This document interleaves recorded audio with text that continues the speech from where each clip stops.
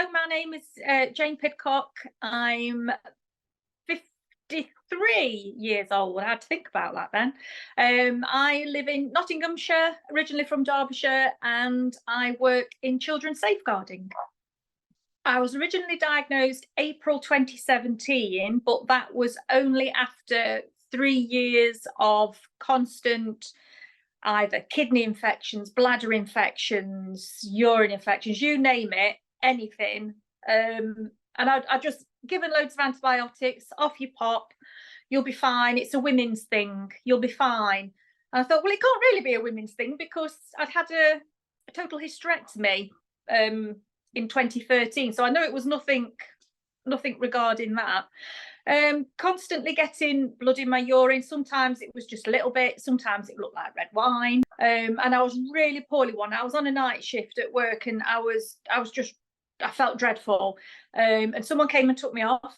And I went straight to the A&E at hospital, and I saw a really lovely doctor.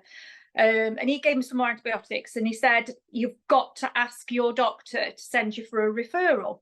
So the next day I managed to get an emergency appointment to see a doctor at my normal surgery. And I said, this is what the hospital have said. Can you do it for me? So he put me through for a 14-day referral to the bladder clinic. That came through in about 15 days. So it was really good. It was very, very quick. I went in, had a cystoscopy, never had one of those before. So went and sat me down and he says, all right, we're going to get you back in a couple of weeks and we're going to do, gave me a leaflet, we're going to do this little bit of an operation on you. And I'm like, but why? No one had really said. And he says, oh, it's we think it's bladder cancer. And I was like, just completely gobsmacked because I just thought I'd got a dodgy kidney or something, didn't really know what was going off. But the doctor did actually tell me at the time that he didn't think that the blood in my urine was to do with the bladder cancer. So I'm not quite sure of that because that's one of the main symptoms. And so I think I had to wait about 2 weeks, which was horrific, just waiting. But I just came home and Googled everything. Because sometimes, they always say, oh, you should never Google your symptoms. But I did.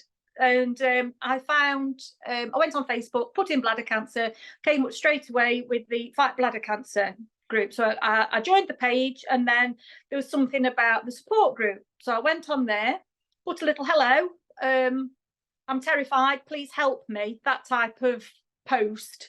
And the information that you get from fellow people who've got similar things, it's invaluable. You've got to reach out and get that support. You can't just sit at home and just worry yourself to death about it.